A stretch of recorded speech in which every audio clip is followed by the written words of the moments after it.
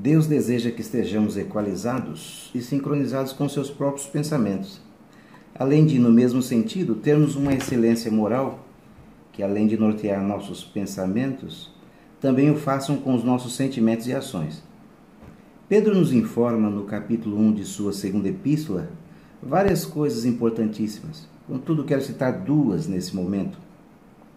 Primeiro, ele nos diz no versículo 3 que, pelo seu poder divino, nos foram doadas, ou seja, nos foram dadas graciosamente, todas as coisas ou ferramentas que nos conduzem a Zoe, uma palavra grega que quer dizer vida, mas se buscarmos mais profundamente em suas conotações, veremos através do dicionarista Strong que Zoe também apresenta o estado de alguém que está cheio de vitalidade, ânimo pronto, ou, se parafrasearmos Jesus, alguém de cujo ventre corram rios de água viva.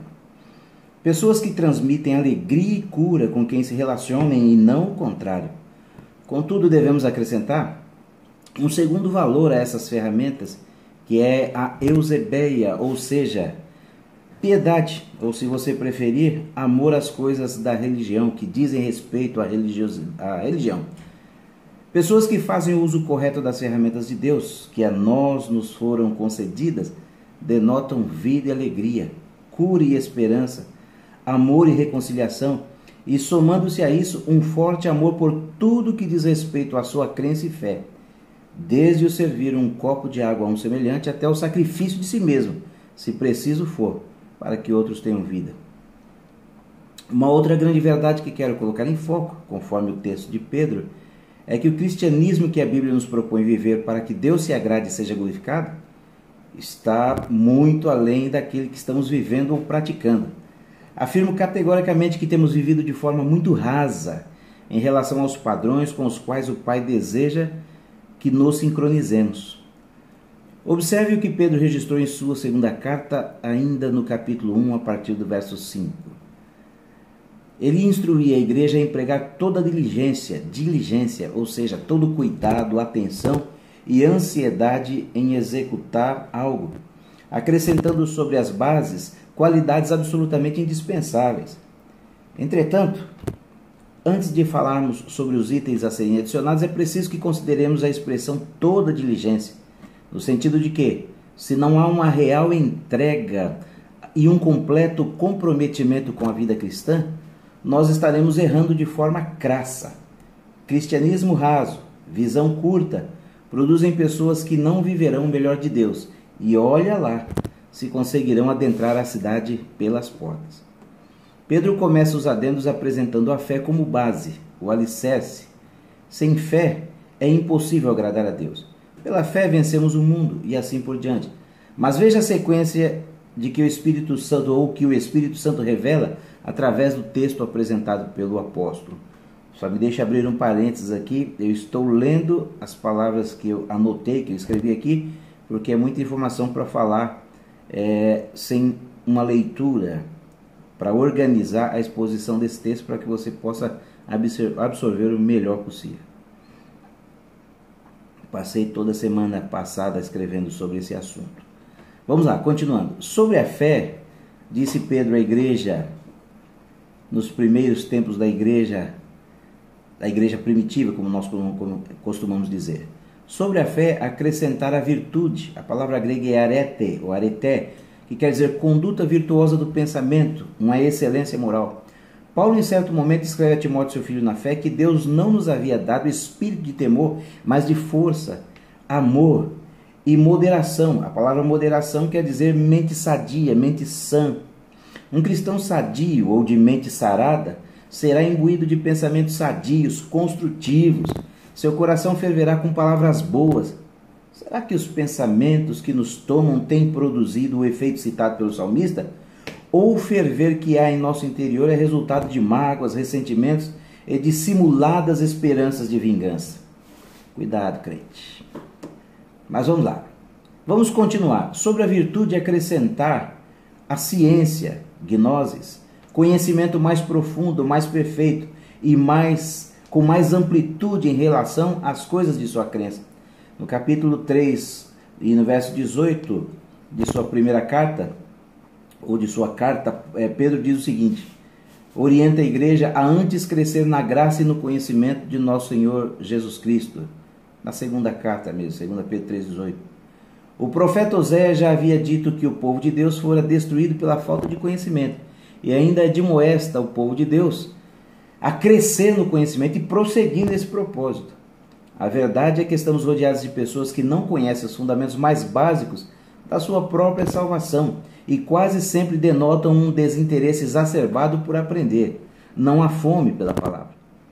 Em continuação, adicionar à virtude a temperança, domínio próprio. A palavra grega egkrateia quer dizer o seguinte, autocontrole. Mas olha um detalhe importante aqui, o dicionarista Strong apresenta esse detalhe.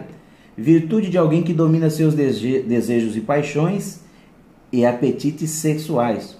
Quando falamos sobre autocontrole, logo pensamos em pessoas explosivas, briguentas, causadoras de situações, mas Pedro, ao usar a palavra acima citada, estava se referindo àqueles que exercem controle sobre todos os sentimentos, que mesmo quando explodem são silenciosos, a exemplo dos impulsos sexuais, que geram as fantasias e até obsessões, que consomem silenciosamente aqueles que a tais pensamentos e sentimentos se entregam.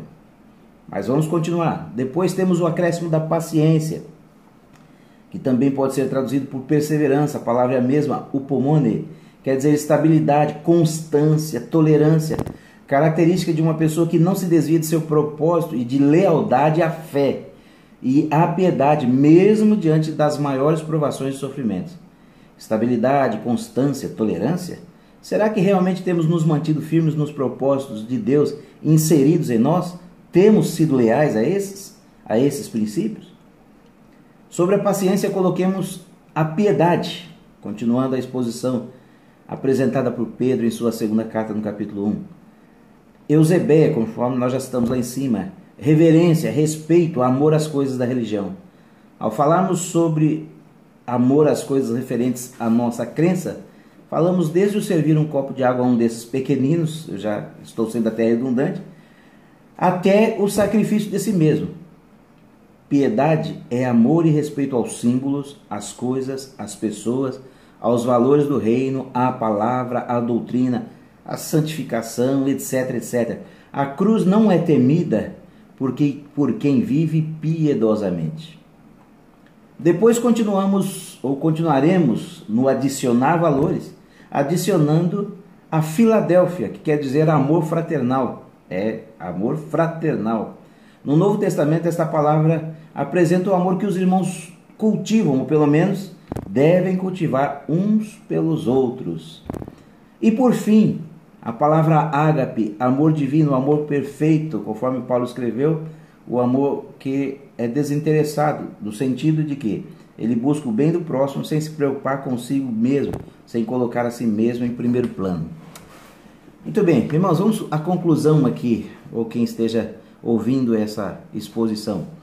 Pedro se aproximou da conclusão do capítulo 1, afirmando no versículo 8, que com estas coisas existindo, e é interessante que a palavra existir aqui, nos originais mais antigos que nós temos no Novo Testamento, a palavra uparko quer dizer o seguinte, começar por baixo, começando por baixo, mas crescendo, aumentando, que é um princípio de fé, começar como um grão de mostarda, que é pequeno, como, mas depois vai crescendo, se tornando uma grande árvore, aumentando, crescendo em nós, seremos livres de ser inativos.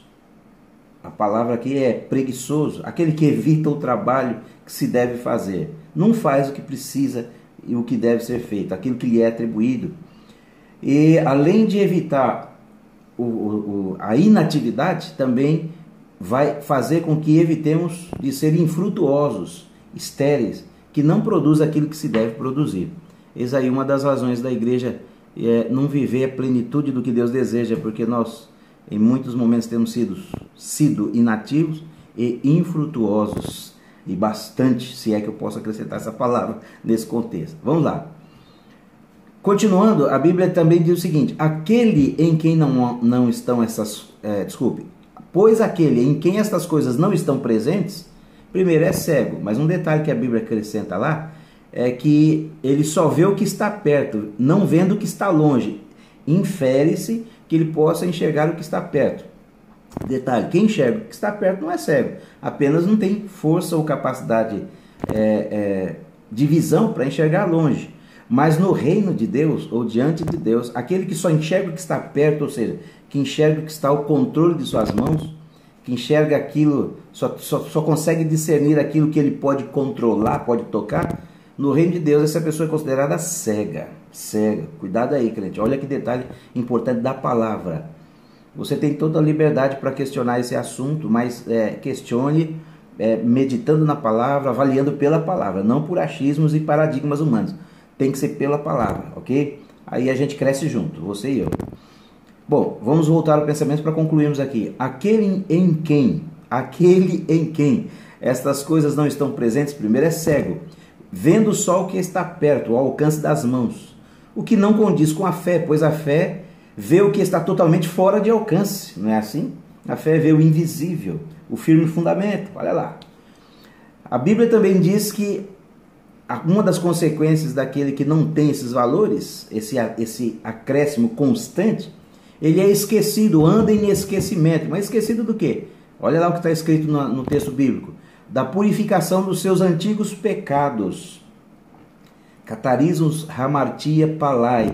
Ele se esquece, anda se esquecendo de que ele já foi beneficiado pelo perdão de Deus, pela purificação através do sangue de Jesus, e vive como se não fosse devedor. Nós somos devedor.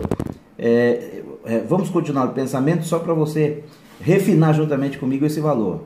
Quem se esquece da purificação dos pecados antigos também esquece que está em dívida com aquele que pagou o preço por nossos pecados. Se não em dívida ativa, porque a cédula que era contra nós foi cravada na cruz, há pelo menos a dívida de gratidão. É isso, meus irmãos. Fica essa palavra. Só quero deixar aqui um adendo a mais. Eu não costumo gravar vídeos. Gravei porque penso ter ouvido a voz do Espírito de Deus dizendo que eu gravasse esse vídeo falando sobre esse assunto. E aí está. Espero que seja proveitoso. Deus te abençoe em Cristo Jesus.